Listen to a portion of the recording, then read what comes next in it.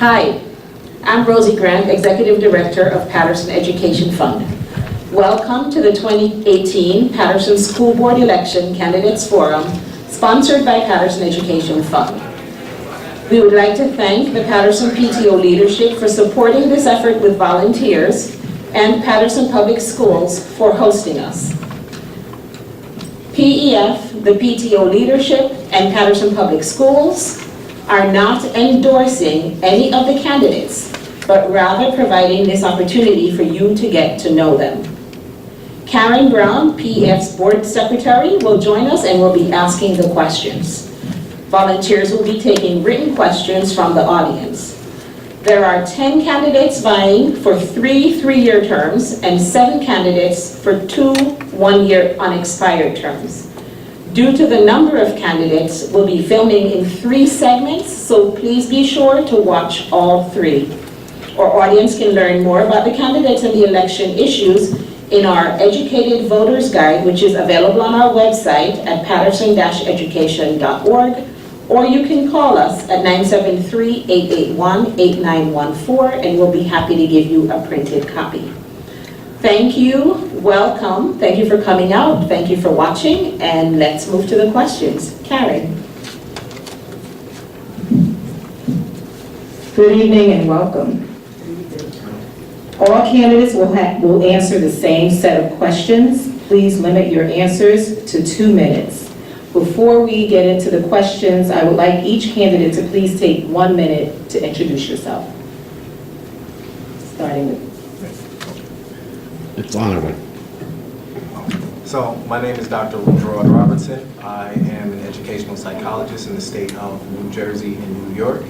I currently work in higher education at a university in New Jersey. I also adjunct at 3 universities between the states of New York and New Jersey.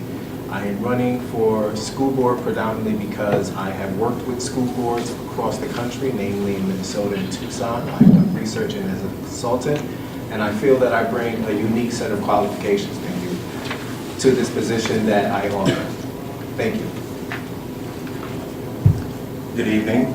My name is Justin Rucker, and I'm a candidate for the Patterson Board of Education. I'm 12K on your ballot. I'm a proud and successful product of the Patterson school system. I send my 2 children to the school district as well. There are a lot of issues that I hold dear to my heart, and tonight I hope that I give you guys an opportunity to give you guys an idea of how I feel about these issues. And thank you for having me tonight. Good evening, ladies and gentlemen. My name is Corey Teague. I'm a former Board of Education Commissioner. I'm also a city activist, longtime city activist in the city of Patterson.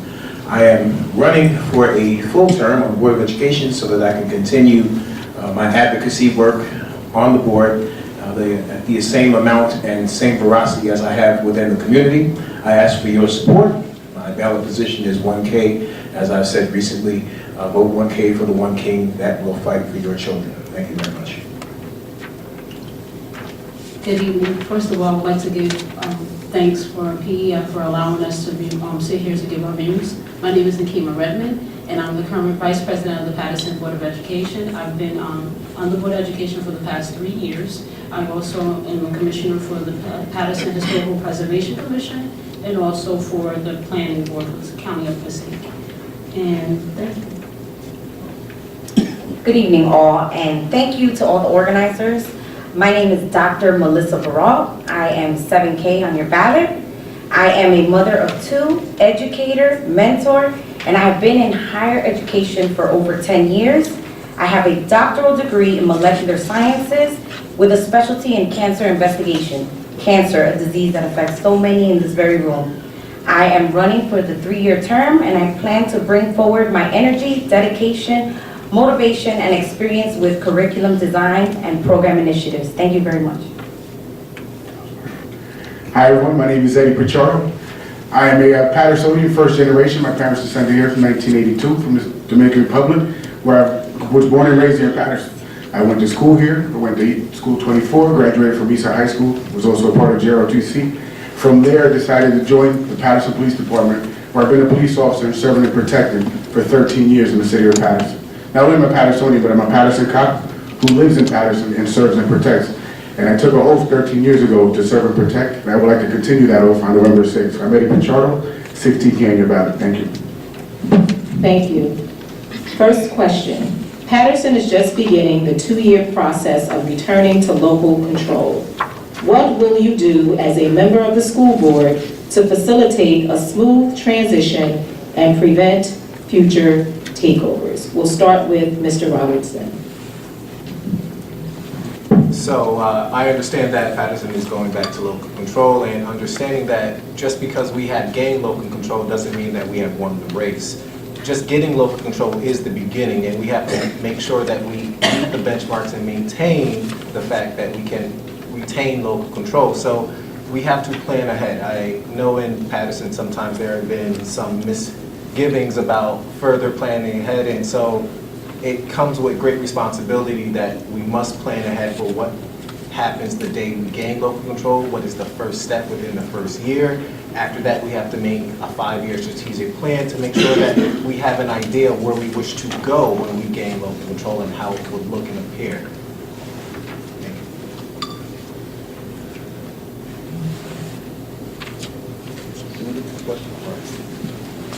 Patterson is just beginning the 2-year process of returning to local control. What will you do as a member of the school board to facilitate a smooth transition and prevent future takeovers? Well, first off, we have to assess the damage that's already going on in our district. So we go in, we find out what's going on, we see those issues that need to be addressed, and we work proactively, not reactively, to address those issues. With respect to the 2-year transition plan, the board right now has not, doesn't have a plan. So we need to sit down together, work together as a board, and make sure that we execute to achieve what we need to achieve to ensure that the state does not come back in and take over. Thank you. All right, one of the reasons why the district was taken over by the state was because we were unable as a board at the time, and I wasn't a member of the board at the time, we were unable as a board to run our district properly without nepotism and without corruption and without wasteful spending. And the state had to come in and regulate our district to make sure that things were flowing properly. There's still been some hiccups even under state control, but I always tell the state when I go to Trenton that you control the school district all this time, so you have to bear some of that responsibility. They can't throw it all on us. But what I'm concerned about is that they're giving us local control at a time when they have already stripped us of almost $300 million to be able to function properly. So I think the first thing is to go down to Trenton and to continue to push the idea that we do need to be properly funded, and when we are, that we need to make sure that we have people in place that are going to properly manage the money that we receive, if we receive anything else. So I think the first step will be to sit down with the state, because I was there that day when they actually made the decision to begin the process. Go back down there and make sure that they understand that we're ready to do this, but we're also ready to take on the responsibility to manage the money that we have, so we don't have to go through that process again. Okay. The board is currently in this phase of a two-year transition plan. And part of that transition plan starts with the 5 components that brought us back into local control, which was from part of NJQSAT, which was personnel, governance, finance, operations, and IMP. We already kind of established a task force where we are meeting with each person in the district to make sure that we still maintain what we have gained back at the state level. Also, the superintendent has rolled out a 2-year transition plan that included some of the key stakeholders from the community. And as a current board member and hopefully to be a future board member, I would continue to fight for us to continue to stay and maintain with the NJQSAC rules and regulations. As Mr. Teague stated, that the government underfunded this district 8 years of $280 million while we were here. But the 27 years we were also mismanaged improperly when the current board was here under state control.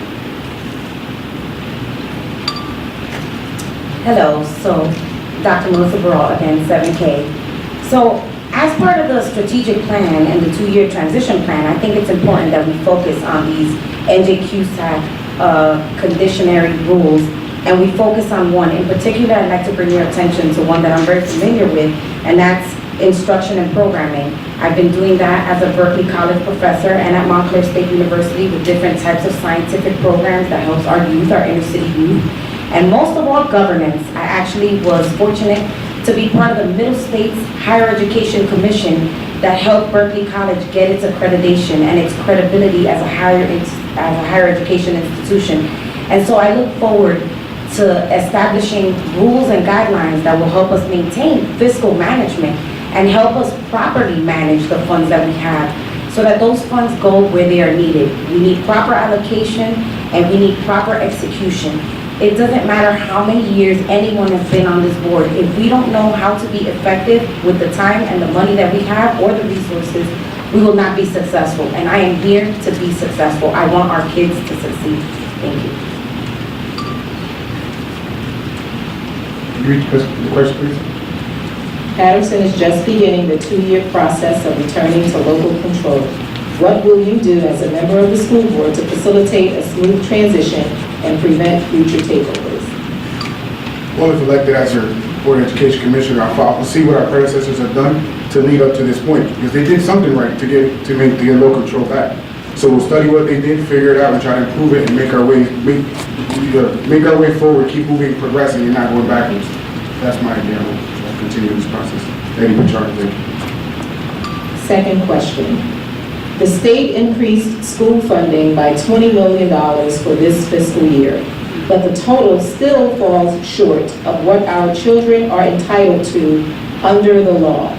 What is your role in ensuring that our children get adequate resources?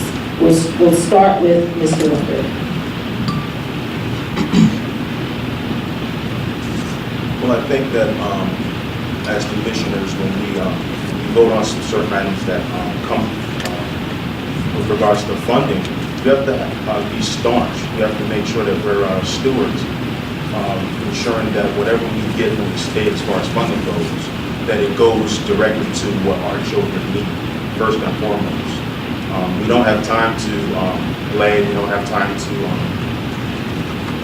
deviate from attending to the issues and resources that our children might need. So me personally, I'm going to review whatever the budget entitles for us to add and just advocate and fight and make sure that our children get what they need as far as resources. In 2008, the New Jersey Supreme Court passed a decision called the School Funding Reform Act. And that particular act, in a nutshell, was to make sure that there would be equity across the state in terms of making sure that children had a thorough and efficient education. So some school districts that were needing a little more money to get to that point of equity would receive a little more in concordance with that particular plan. In 2009, Chris Christie came out with his own formula to undermine the Supreme Court's decision. At that exact year is when I began advocating for Patterson to get full funding. I would go down to Trenton. I wasn't on the board then. I went down as a parent of a special needs child who was not receiving speech therapy, PT, and OT because there was not enough money in the district because of the funding cut brought on by the Christie administration. So as a commissioner, if I'm elected again, my role will be to continue to go down there because we cannot stop. When I go down to Trenton, there are other school districts there fighting for us they have more opportunities than we have, and they're down there fighting for what they believe they're supposed to have. And that's what we have to do. We have to take a contingent of board members down to Trenton as much as possible every time the legislation meets, and we have to demand that they fund Patterson accordance with the law. Because until they do it correctly, they are not abiding by the law that was set by the New Jersey Supreme Court. That's what we have to do. We have to go down there and we have to make them be held accountable to our district and to our students. Thank you.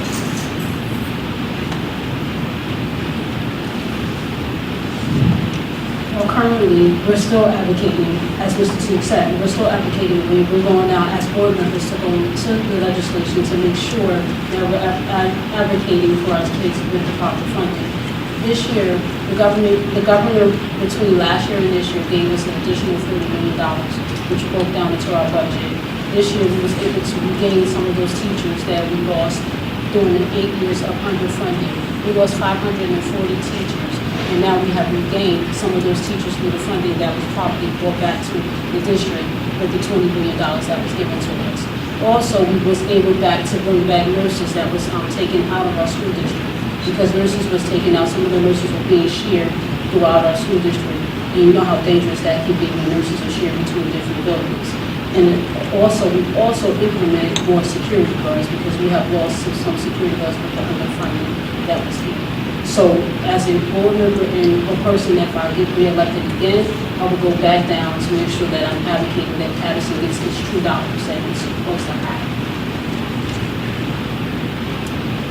Hello all. We need adequate resources to do what we have to do and to get it done. And I'm a firm believer in equity, and that's what this is about, equity. Are we taking the resources that we have, and are we providing it the same way to everyone, no matter what ward they live in? So I'm a component that every single child in Patterson deserves a decent education and deserves a decent chance.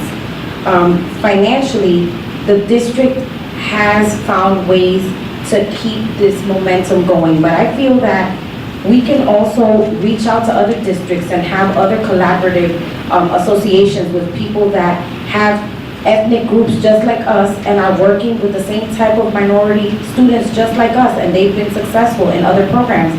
For example, as part of the Berkeley College New Reform Act, we actually visited NJPAC, and they have a variety of programming that they offer, and they're just dying to collaborate with cities to bring the arts to these cities. They already have the resources available. We just have to find a way to open communication and be that communicating bridge to get it done. And we can get it done if we are resourceful and we learn how to be creative and think outside the box. Thank you.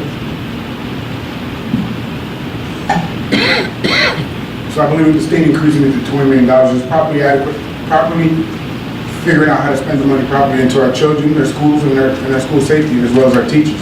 That's what I believe as a board education commissioner, that we to properly adequate our money towards where it needs to go and not spend it where it doesn't need to go. I'm ready to Charlie. 16 minutes. Understand that advocating and advocacy is an important integral component of what we do as board members. That will always be done by commissioners that sit on the Board of Education. Yes, we did receive $20 million in additional funding from the governor's office. Yes, there are ways to attribute that to in-class resources, but we do have to understand that this is only a piece of the pie. Again, Patterson is completely underfunded for the past 27 years. We had flat funding for the past 10 years, and costs have risen.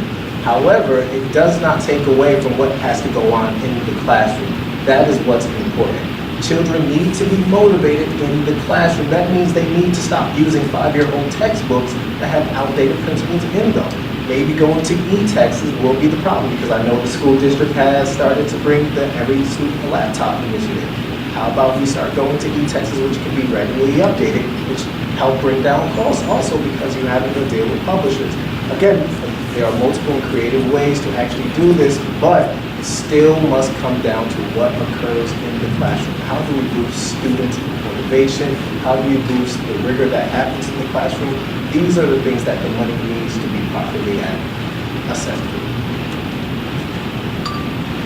Next question. In today's environment, our children experience trauma on a daily basis. What are some policies that could help to ensure that they are safe in and out of school, while also providing social and emotional support? We'll start with Mr. T. Okay, some of the things that I'm doing now, and I've done for the past couple of years, is that we have parent meetups.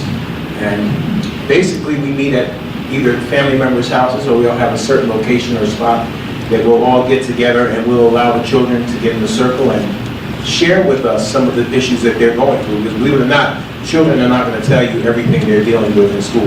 Even if they tell you some things, there's always going to be something they leave out. So I believe that if there was a way we could craft into a policy that would allow the district to provide, even if it's just a room here at the central office, every day, even if it's this cafeteria, where we can allow the students 1 day out of the week or 2 days out of the week to come to the district, those who are willing to, get in the circle, and this is completely autonomous. There's no charges brought against anybody, none of that. It's just a matter of the students being able to come together in this room and begin to talk about the things that they're dealing with. Because a lot of the issues our children are dealing with go outside of the classroom. I have students right now, families, who don't have food to eat. So they're not worried about tests that they have to take. They're not worried about textbooks. They're not worried about anything in the classroom because they go home, they have no food to eat. So if there's some way that we can craft a community bill, if I could put it that way, or something that we could use to outreach to the community even more so than what we're doing now. I know Parent and Community Engagement is doing a wonderful job with what they have, but they need more resources so they can do more. So that goes back to the previous question about the funding and the fact that the state has underfunded us illegally. I want to make sure I put that on the record. Illegally underfunded us, and it has a ripple effect into things that we can do for our children. One of my initiatives that I wanted to push was the social emotional classrooms, because I think the classroom should be a nurturing place and where our students could thrive on. And when I went to a school board conference in New Orleans, I saw that somewhere they had a place where students came early at 7 o'clock in the morning, and it was called the rap session, where the students, this was a free zone that they come in, they talk about current issues, they talk about home issues, they talk about things that went on throughout the day. And then they got to know each other and got to know their families.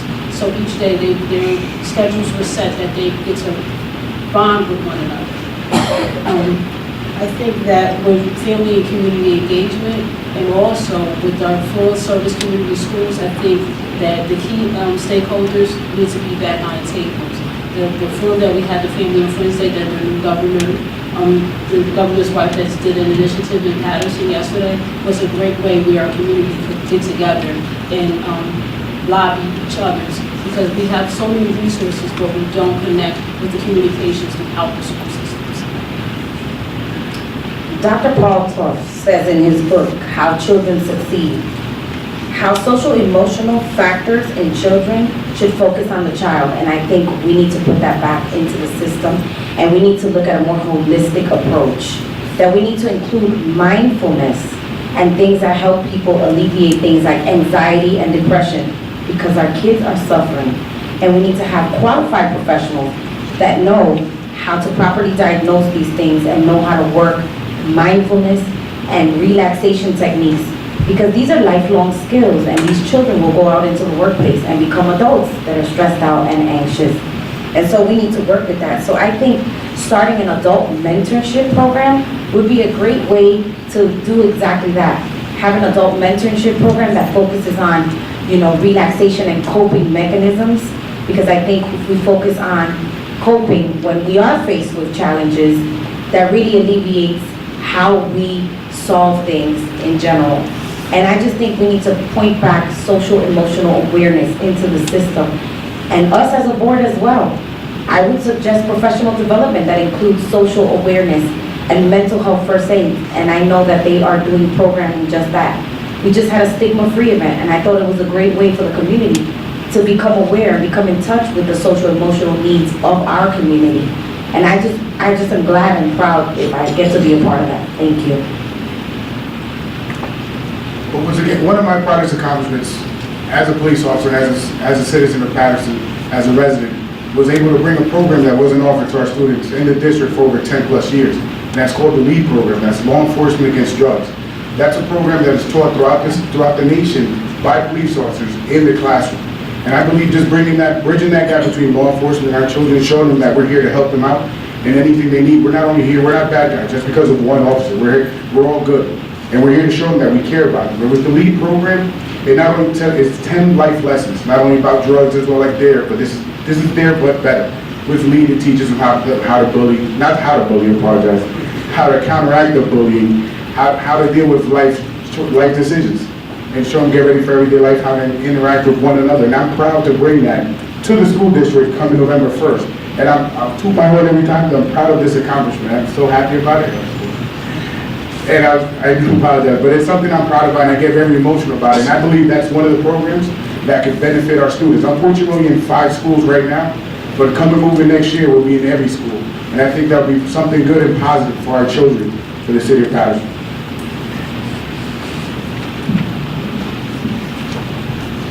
In today's environment, our children experience trauma on a daily basis. What are some policies that could help to ensure that they are safe in and out of school while also providing social and emotional support?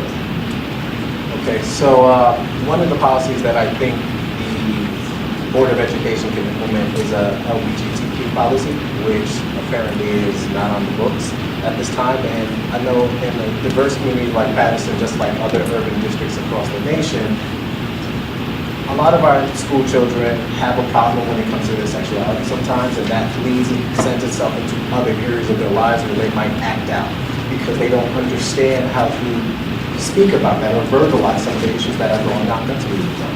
And so that is a policy that is strong to me because I've known it to see it work before, and it needs to come to pass in a certain point in time. Also, what we can also do is be honest with what's going on that's different in today's world than when we used to go to college. Social media was not a thing when most of us went to school at a point in time.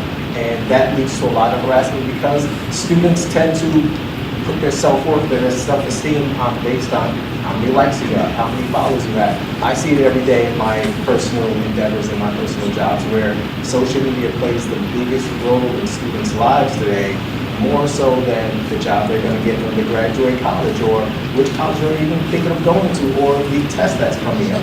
So having them understand that social media is not the end of their world leads to a lot of mental well-being that needs to be communicated to our youth that is simply not being communicated because a lot of parents, a lot of educators don't really know the impact that it can have on someone's mental being and anxiety.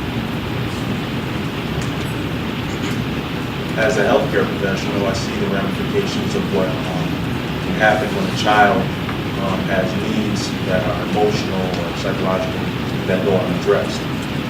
A policy that I would like to see implemented would be for each school to have a mentor or someone that's versed in like crisis aversion, so that the children or our students could speak with them and allow the child to decompress and be vocal with what's going on with them, because a lot of the times we have children that bring a lot of baggage into the schools from home, and that's detrimental to their studies. So I think that with regards to having a leadership person in the schools that's trained to really address those needs that a child has, I think that we would make great headway in alleviating and remedying that emotional and problem that you might have with our students. Next question. Describe your view of the roles of the school board and the superintendent. What is the ideal relationship between these two offices? How will you allocate the time needed to truly fulfill your role? We'll start with Ms. Redmond. Well, the role of a commissioner is to govern the policies of the body of the Board of Education, and the superintendent is to do the day-to-day business of the Board of Education. She sets the policies as far as with her staff. She implements the policies as adopted by the board commissioners, and she forces them down to her staff members. In our relationship with her, we have to have an open communication with her because we have to make sure that our policies are being instilled and making sure that she has a healthy relationship with the commissioners, that it's a two-way street, that the superintendent is just not making all the decisions because she's hired by the commissioners and she wants to hear their views. So that's one thing I would say, that the roles of the superintendent and commissioners are. Right now, currently, the board is acting in that way. That's the reason why we have governance back from NJQSAC, because we have to operate under various views of way that the state wants us to operate, meaning that we have to make sure that our policies are set, which we do, and we have to make sure that we have meet with the superintendent at least weekly to make sure that we are holding her accountable for her rules that we implemented throughout the district. So with the NJQSAC and the governance, the role is transparency, and we have to be transparency when we have to be transparent when we are on the board. The role of a school board member is to have or provide equal opportunities and education for all of the children in the system, not just a select few. That means everybody is included, to be inclusive, to have community understanding of the issues, to have your ear down to the ground and listen to the issues and try to implement policies that reflect what the constituents are saying and need. Responsive and receptive to the parents, and we have to be prepared to make these decisions as they go along with certain policies and implementation. The role of the superintendent is to oversee the administrative policies, and I believe that together they need to work and not have a unilateral dialogue, but rather an open dialogue, one that is focused on quality matters or best practices for the system. What works, what is effective, and how can we help each other? Because the end goal and the primary reason everyone is here and everyone is vested in the community is our children. Thank you. I believe the superintendent, the Board of Education, all the commissioners should be working hand in hand to make sure that we're on the same task, which is our children, make sure that they're first. And the role of the superintendent is that she sets out a policy, which is what she does, and the superintendent sets out the policies, and the Board of Education commissioners make sure that she follows out with what she's doing and making sure she's on track with making sure our kids come first.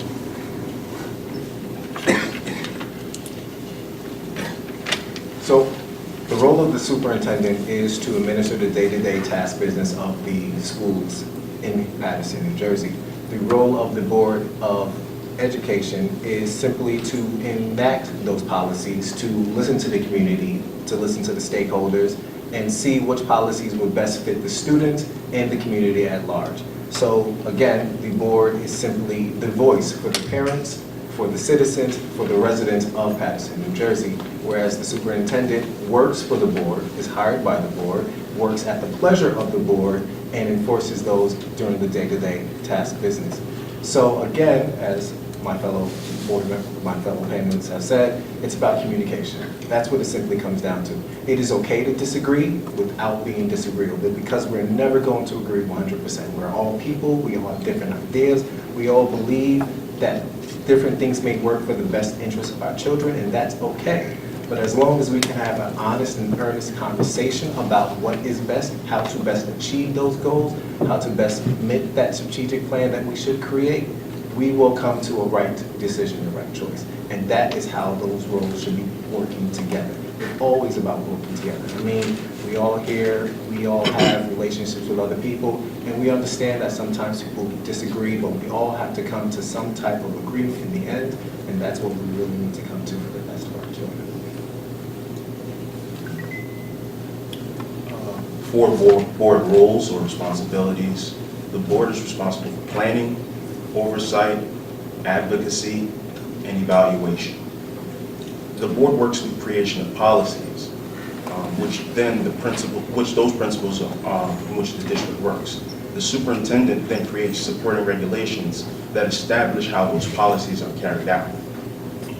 The policies, in essence, board members create policies. Those are the what, and what our superintendent does is gives us a how to address the what in regards to how the board and the superintendent interact. Thank you.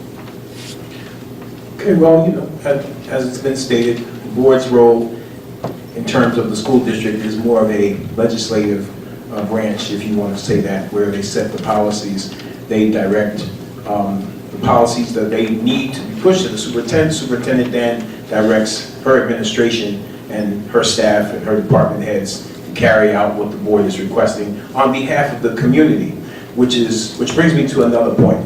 There is a question on the ballot that's going to ask you whether you want the school district to be a District 1 or a District 2. If you do not pick District 2, you are going to then shift the authority of the board from where it is now into the hands of the mayor's office.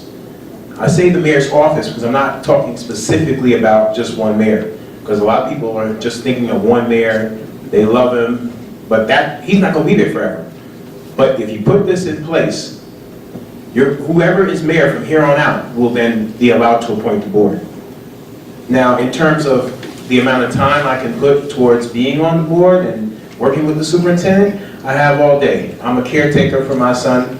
He's multiply disabled, and it takes some time, but while he's in school, I'm able to do all day long. At night, I have a home health aide that's there with him, so during those hours, I can work as well for the school and for the children. So I'm committed to do this as long as I need to get the job done. We'll now take questions from the audience.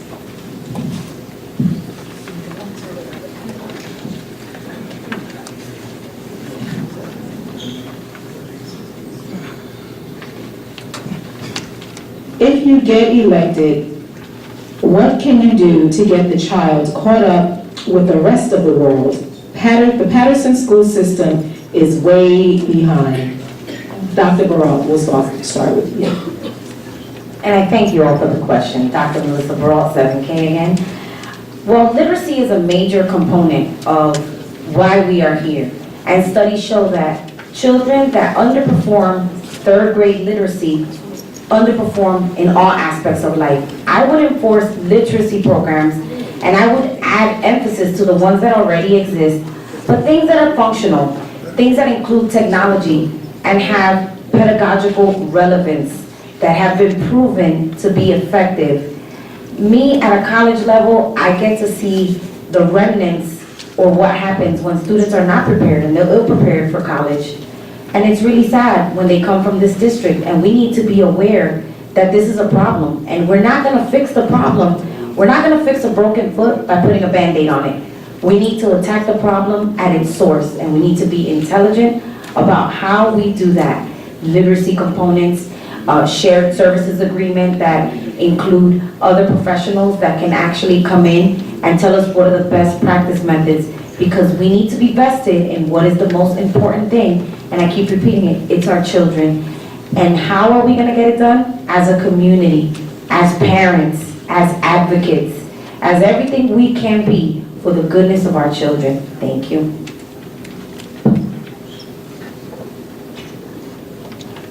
If elected, to help our children that are behind, it would be, we're constantly forcing it down their heads. Do this, do this, do that. So we're constantly making them work. And I believe as a police officer, when you're having fun at work, it's not work at all. So let's show them a different avenue of how to learn, how to make it more enticing for them, so they can just have more fun in class. I mean, again, as a police officer, I've been fortunate to work in the school system as an off-duty officer. And I do speak to some of the children.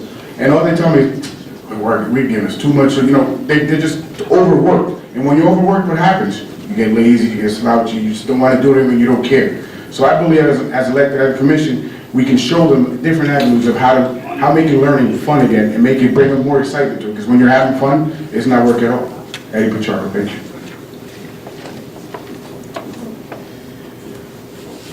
So, I'm glad the question admits the fact and sees the relevance that Patterson School District is not where it should be or could be or where it used to be many, many moons ago. So one of the things that we do have to understand that we can bring in rigor, we can bring in curriculum, we can bring in pedagogy, and that's all great things, but we have to change the motivation of our students. Motivation is the underlying key achievement or underlying key marker for higher attainment of academic achievement. Without motivation, students do not see the relevance of their coursework, students do not see the importance of their coursework, and students don't want to continue to improve on themselves. It's about growth, and growth only comes with motivation, a desire to learn. So we have to motivate our students. We have to have them see the key relevance of what an education can do for them. I mean, a lot of our students do suffer from, again, I bring it up because I've seen so much, social media anxiety, where they see a life that does not include education everywhere and anywhere that they look. They see a life that's easily attainable, they see a life full of riches, and it does not include education. We have to make them see that education is the key to attaining that life and making that life sustainable. It's all about sustainability in this world because of what we've gone through. We went through a financial disaster, we've gone through other disasters, and education is the key to make that life sustainable. With regards to changing or catching up with the rest of our neighbors, we have to, I agree with my fellow candidate here, in order to catch up with everyone, we have to change the culture across the board. our teachers, our parents too, because when the child doesn't see that education is very important, you'll see they start to go elsewhere with it. Our kids are looking at different avenues where they should be focused on education, such as sports. You can make it out of here not being like a world-class athlete or some sort of entertainer. But we have to instill in our children that education is the key to get out, education is the key to move ahead in life. And in order to do that, we just have to change the culture in our district and show our children that in order to be successful, you have to make a very, very, very steadfast and hard look at yourself and to see that education is the key. Now, contrary to public opinion, our superintendent has a desk full of ideas from the community and public and the board members on how we can upgrade the district. Now, let me give it to you this way. If you live in a neighborhood and your neighbor, their house and their lawn is impeccable, and the neighbor on the other side, their house and their lawn is impeccable, and your lawn isn't kept up the way it should be, and then you're wondering why it's that way, and one day you notice that they have a landscaper coming over to fix their lawn, and the other neighbor has construction workers fixing their house. How does that all take place? It costs money. And I don't want to sound redundant or like a broken record, but folks, I'm going to keep saying it until folks get it. The state of New Jersey illegally underfunded us almost $300 million. If somebody walked in this room right now and they had a suitcase and they said, every answer that you guys are facing in this district can be fixed immediately if you guys can somehow get me $100 million. I'm sure that we would do whatever we need to do to get that money to them so that these problems could be fixed. We need to make sure as a community, if we could get 100 or 200 or 300 people to go down to pack Trenton out like we do when we go to football games or basketball games, get 10 or 15 buses of Patterson residents to show up in Trenton and say, look, our district is in the Stone Age, and we need to make sure that the funds are there so we can upgrade our system to where it needs to be so we can keep up with our neighbors. I guarantee you we will force their hand, but we have to. We can't just come out once or twice and expect 90 Delaware to do that. As the community, we have to put the pressure on Trenton, and we have to let them know that we care about our kids and they need to be funded properly and legally so that we can do what we need to do for our children right here in this city. For so long, this district didn't have an aligned curriculum. So that means throughout the 54 schools, if you was in third grade, you wasn't getting the same curriculum being taught around the district. So this year, between last year and this year, the board implemented a plan that we did an aligned curriculum. So that means when you walk into school 1 and school 2 and you was in the second grade, you'll get the same aligned curriculum because we can't teach our children when we're all on different levels. For example, if you walked into school 30, you might have been getting taught by the way that your neighborhood looked. So that means you got better books, that means you got better equipment, that means you got everything that you needed. Now, if you was in our fourth ward, where most of our poverty where students lived, that means you didn't have that fair advantage, and we thought that was wrong. So going back to what Mr. Teague's saying, that means our money that was underfunded for this district, we started to see the gaps into the schools when we walked into the schools. And we started to see that most of the schools that we saw in the impoverished neighborhoods and throughout our cities was not getting the proper treatment. So we did a self-evaluation as a board, going back to make sure that we have an aligned curriculum from kindergarten through 8th grade, and then now we're implementing that through also our high schools. Next question, and we're going to limit the answers to 1 minute. Over the years, it appears that the Board of Education has drastically increased its administrative staff with new titles and positions, while the teachers and others that are directly responsible for learning are downsized. What are your thoughts on this? We'll start with Officer Pichardo.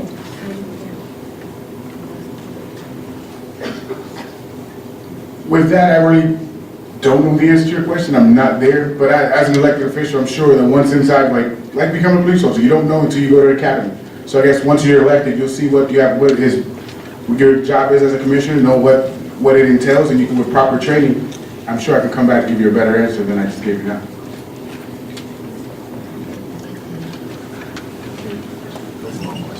Over the years, it appears that the Board of Education has drastically increased its administrative staff with new titles and positions, while teachers and others that are directly responsible for learning are downsized. What are your thoughts on this? I would say that's unfortunate. Teachers are the bread and butter of any educational system. Let's make that very clear. Without teachers, there's no learning taking place in the classroom. So, and again, it's a national debate where teachers are the most fundamental resources that we do have in this country, and they're vastly underpaid. That's not an argument, that's not naming culture, that's a known fact. So, again, if that's true, I'm unaware of budgetary concerns of that nature, I'll admit that. But if that is true, that is unfortunate, and that needs to rigorously and vehemently change. Thank you. It's an unfortunate statement. Teachers are the ones that are in the trenches. If this is 100% true, all I can say is, if elected, if those decisions come in front of me, I'll be among many of us, first one to say, listen, that can't happen, and it will be addressed as a board. Thank you. I'm thankful for this particular question. When I first came to the Board of Education, my first department that I attacked, and yes, I attacked, was the special education department. It was extremely top-heavy, had way too many supervisors. I still think they have too many supervisors. And the thing is, you have people running into each other. Nothing is getting done. But if you don't have the right folks up there to question it, it's going to keep happening. If you're upset that you have a Toyota, you don't go out and buy a different brand, you're going to be stuck with that Toyota. So it's up to you. Do you want a Toyota? Do you want a Cadillac? It's up to you. You have to make that decision, because none of this changes if nothing else changes. You have to be the one to change. The people running aren't the change agents. The people who decide who gets here are the ones who make those changes. And then when you put them there, you can hold them accountable. But for me, my thing was the special education department. Why are there so many people in charge, and yet we still had so many IEPs not being fulfilled? So that's my area. So I'm glad for that question, and trust me, if I'm up there, y'all already know what's going to happen. Thank you. I have to disagree with that. Being a current board member, we see that the areas of our district being stripped is at the administrative level. If you walk up any day up the upstairs in the 90 Delaware Avenue, the majority of our floor on the second floor is empty because we got rid of a lot of the administrative staff when we lost funding from the state. Again, I'm going to repeat, we lost 540 teachers, and that was done 1 year. We're now getting money back, so we're bringing back those teachers back to the Board of Education. So, what I am going to say to you, when you go, you have all right to come through 90 Delaware Avenue as a citizen, and you can walk to the floors and you can see that the administrative staff has been stripped down to its bare minimum. So now, the only thing I can tell you is that just some of the titles that's been brought back, those were some of the titles that was on the books previously before, and some of the titles are still not filled. I'd just like to say, you get what you pay for, right? You get what you pay for. So if we are top heavy, we need to look at governance. Governance tells us transparency. There has to be transparency. Your umbrella can't be too heavy on top, because the trickle down is going to be a negative effect for everyone in those classrooms, and that's our kids, and we don't want that. So I suggest we revisit fiscal management, which is one of the NJQSAC ordinances, and we relook and realign how we're going to redistribute funds, because the teachers cannot be underserved. They are the ones frontline with our students, and they deserve better. If they are not happy doing their jobs, guess what? The kids are not going to be happy learning. So it's a domino effect, and I want to help change that and remediate that. Thank you. That's about all the time we have for questions. I would like to give each candidate an opportunity to wrap up or give give some closing comments in 1 or 2 sentences. Just 2 sentences. 1 minute. Okay, thank you. Thank you again for everyone that was here tonight. You've heard to this point 2 different forums with the candidates running for President School Board. You've seen countless videos, I'm pretty sure, on social media. You've gotten in your mailbox countless flyers and postcards of all our names and faces and pictures. Honestly, this is your choice. And I can tell you on my qualifications, you already know my qualifications, you heard them before, but again, this comes down to who you believe will be the best advocate or best voice for you and the children in the school building. Again, you can maintain the status quo, but the tasks before us do not change. And they're monumental tasks, and they need attention, and they need hard and tough decisions to come about. And it is your choice, your actions that dictate what we do. I'm Wilfred Robinson, thank you. Good evening. Thank you for having me here tonight. I'm Justin Rucker. In closing, you've been told by some candidates and current members of the board that they're responsible for much of the growth that the district is experiencing. That's just not true. It's not true, and I implore you to not be fooled by the rhetoric that's going on social media and around the false narratives. I'm an independent candidate. I'm an independent voice, and if elected, I will continue to make sure that I advocate and help do things that are necessary for our children to grow in education and be successful. Thank you. I just want to thank the PEF for hosting this event, and Judge Brown for being a wonderful, I guess, questionnaire, you can say. But I'm just requesting that you bring back the firebrand activists. You all know who I am. You've seen me plenty of times, and you know what I stand for, what I'm going to do. And I ask you to bring me back. You know, I have nothing bad to say about any candidate that's running. All I'm asking is for the 1 seat. You know the commitment that I bring to the table. You know what I've done for our children, and you know that I'm going to continue to fight for them. Okay? So as somebody gave me the idea, vote 1K for one king who will advocate for your children. All right? It's Corey T. 1K on November 6th. Thank you. First, let me offer my heartfelt thanks to PEF for allowing myself and each of the candidates to have a forum to voice our opinions. My name is Nakima Redmond, and I'm the current Vice President of the Patterson Board of Education. And I was asked to come back because I know that we still have work to be done.